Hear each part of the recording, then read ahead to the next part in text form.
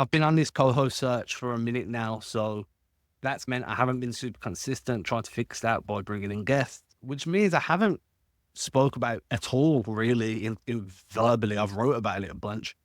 Payton Pritchard's just insane start to the season. Six-man level start to the season, leading the NBA in total points scored off the bench, total threes made off the bench, leading the top five in the NBA for total assists off the bench. I think he's around top 10 for total rebounds off the bench.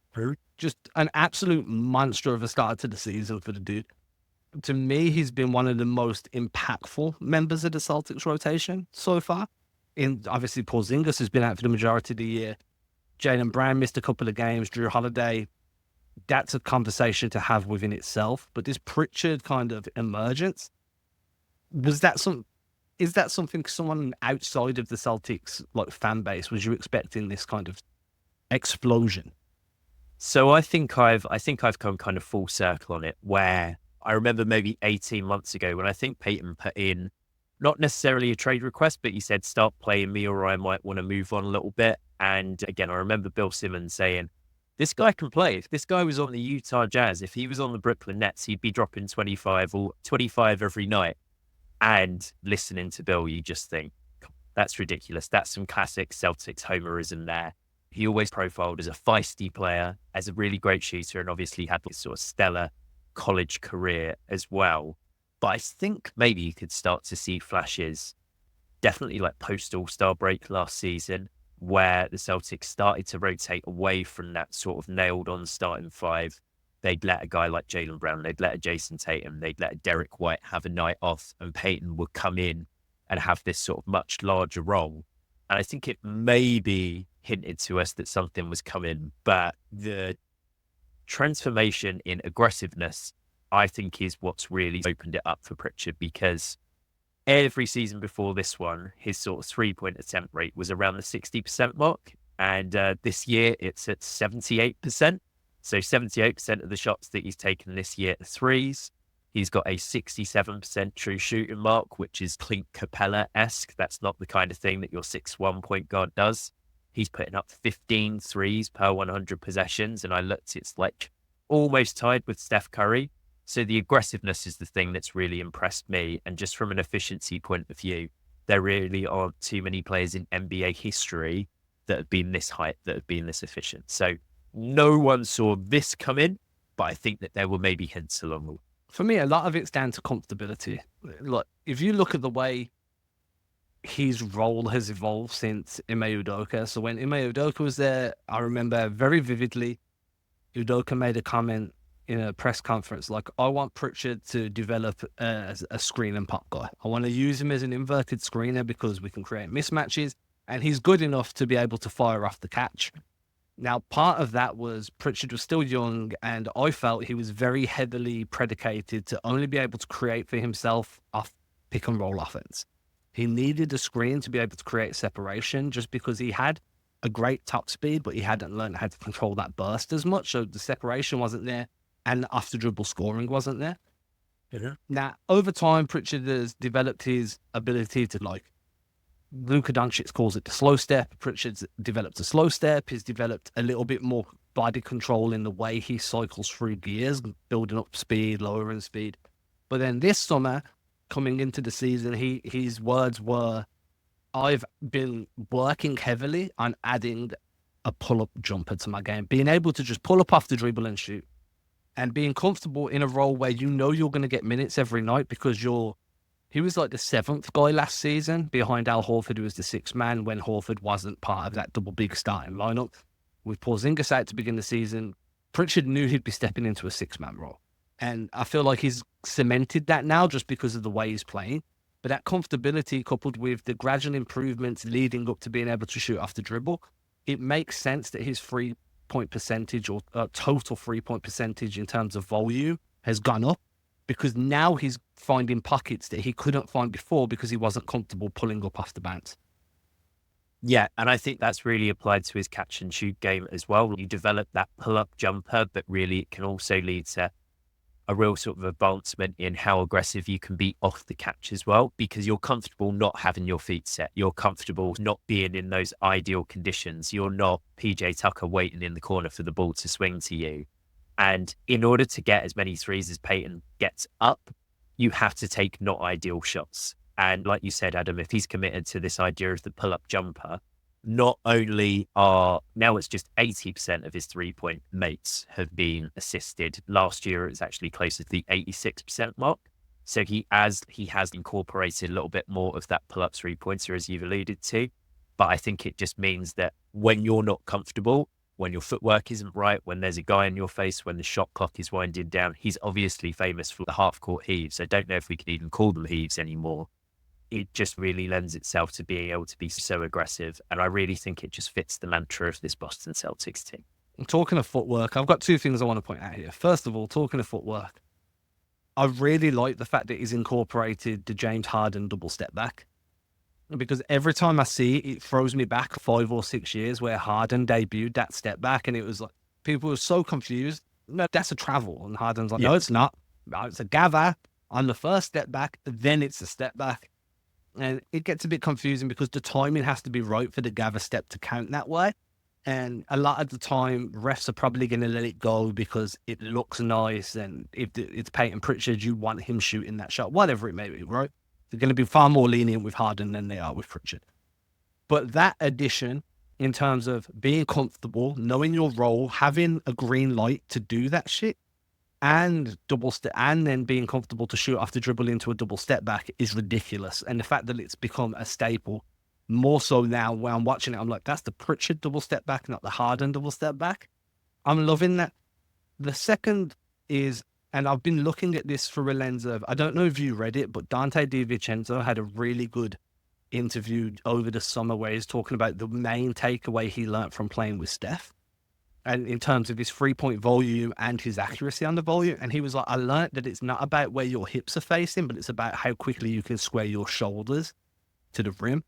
He was like, forget your hips, forget your feet. As long as your shoulders are square and you can create that squareness with your torso and your shoulders, you're going to have a decent accuracy. And that's what he learned from watching Steph.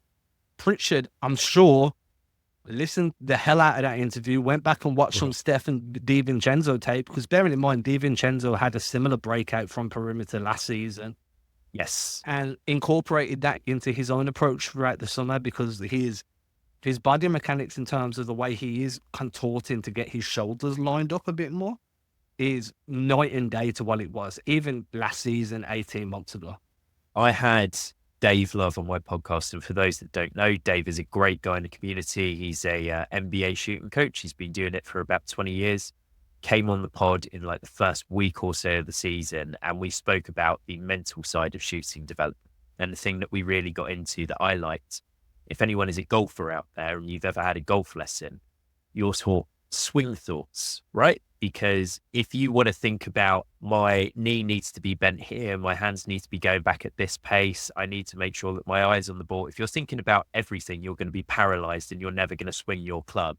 And I think what you're talking about there, Adam, is the basketball equivalent of a swing thought. It's, I have the natural shooting talent, I have the feel, what do I want to focus on when I'm getting into a game? And it's not, getting your protractor out and making sure that your angles are absolutely perfect. It's just that thought of, can I square my shoulders?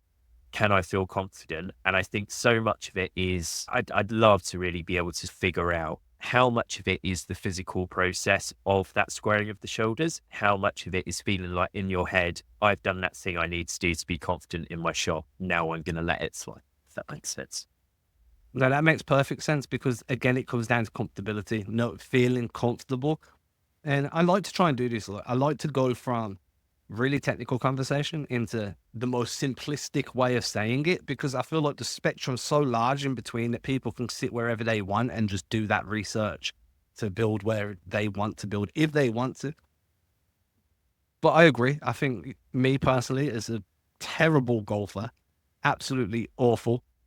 That makes sense, because I don't think swing thoughts, but when I'm on a basketball court, I think shooting thoughts. I try to focus more on I'm big at the minute on not collapsing my shooting guard. So if I'm in like the park and I'm shooting, obviously we don't have indoor courts here. Maybe in London you've a bit more benefited from that. I wish, mate. I No, wish. I'm saying, man, we're shooting in the rain, in the wind. I'm always thinking of white men can't jump where he's looking to adjust the shot 6 to 8 inches.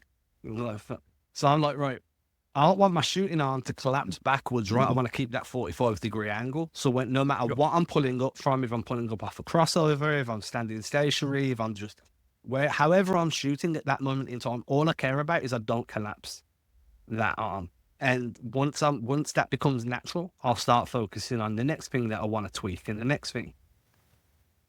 These guys do it at a million times higher level, and they do it under pressure, but they also do it all day, every day. They take thousands of shots a day. So it's second nature to be able to add modifications in on the fly and have them stick quickly. But at the same time, it doesn't mean that they're like Arnold Schwarzenegger in The Terminator and they have this different view, and they see the angles, they see the trajectory. Their brain works a little bit like ours, where we don't want that cognitive overload. We don't want to have to be thinking about 20 things at a time. It's just about finding that thing as, can I feel confident with your not letting that shooting arm collapse? You're still doing 20 other things that you've picked up over the years when you're shooting a basketball. It's just shooting thoughts. It's just that one thought that sort of puts your mind at rest. Did you want to ask the big spicy question that you had when you said we were on Twitter? Because I've been thinking about that all day when I should have been thinking about teaching. So the spicy question I've got, and I alluded to this, I tried to build it up a little bit, is Jrue Holiday's getting older and he's still an elite defender. And one thing I kind of postulated in the mailbag I did yesterday for yesterday's Celtics Chronicle newsletter, if you're watching on YouTube, it's linked, go back and check it out, was last season, I just want to give the context here. Last season, Jrue Holiday shot 60% from the corners. If you scrub out garbage time and stuff like cleaning the glass does, that kind of led to a false narrative that he's an elite corner 3-point shooter, when over his career, it's just not been that way, really. 34, 36, maybe at a push, a couple of 40% seasons, but 60% was such an outlier throughout the rest of his career. This crashed back down. Okay, he's crashed further down than what I expected him to. But now it's like you're getting older. Pritchard's just becoming this crazy entity of offense right now. Is there a world that you see, not this season, maybe not next season, where he's like, Pritchard needs to take over from Holiday and we'll have Holiday run that second unit with defense? I personally, I would always stick with Jrue Holiday, and I'll give you the reason why. So again, I've gone to play-by-play stats for this stuff here. If you look at the 23-24 season, just in terms of sheer net rating, when Jrue Holiday was on the court and Payton Pritchard was off the court, the Celtics had a plus 11.3 net rating, and they had an 119 offensive rating in that. When it was just Payton Pritchard on the court last year, no Jrue Holiday, they were actually a -3. Okay, so we'll park that for a moment. Now you get to this season, when Jrue is on the court and Payton is off, the Celtics have a plus 12.7 net rating because they're an absolute buzzsaw. But when Payton is on the court with no Jrue, they have a plus 15 net rating.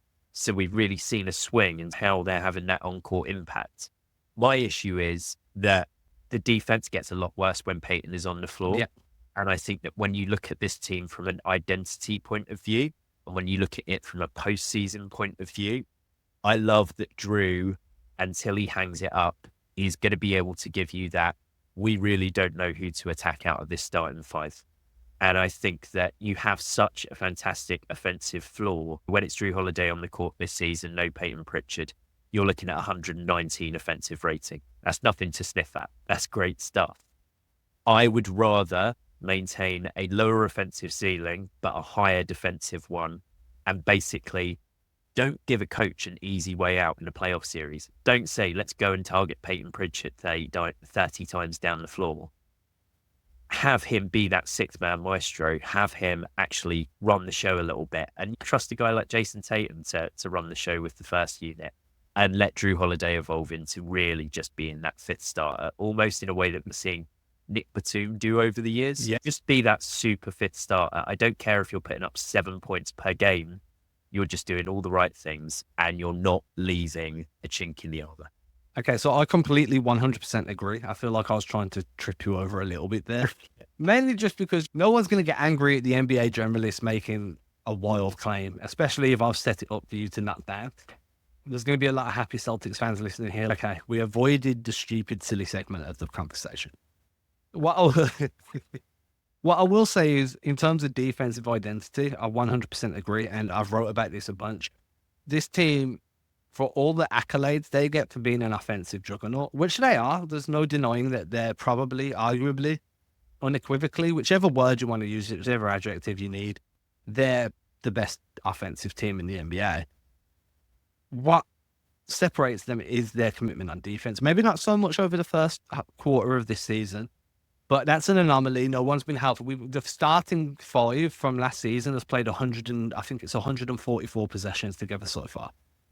So saying that they're not showing that same defensive identity is disingenuous, because how can you have that identity when that team isn't really on the floor together right now? What I will say is, I've always been a big fan of, you can have cold shooting nights, and the way this Celtics team plays is every now and again, the ball's not going to drop from deep. And for some reason, unlike most teams where one or two guys have a cold night, when one guy has a cold night for the Celtics, everybody goes cold. It's ice everywhere. Elsa's walked into the building. She's screwed shit up. She's singing Let It Snow in the back. You're waiting for Olaf to come walking through. You're like, what the fuck's going on? So that defensive identity becomes even more important, because you can hang your hat on defense most of the time because it's effort-based. It's effort and communication-based when you have the talent there already. So I completely agree. I'd keep Pritchard as that, I like to call it just a microwave, that Monte Ellis role, that microwave guy off the bench. Come in, do your thing, check back out, have a big night. Everyone's going to love you, but you don't have the same expectations on your shoulders. And I think that's where Pritchard plays his best basketball. Yeah, not a ton more to add on my part, Adam. Like you said, we went a little bit over on this segment here. I didn't get tripped up. I'm happy I've survived segment one. Yeah, I mean, if you're an ice hockey fan, maybe there's a little bit of checking going on there, just me trying to trip your skate. I'm not an ice hockey fan. I'm a Mighty Ducks fan, though. I don't know where that puts me in the spectrum, but I'm there. Okay, we're moving on. And you messaged me back when I sent you the topics for this, saying you had a little bit of a spicy one here.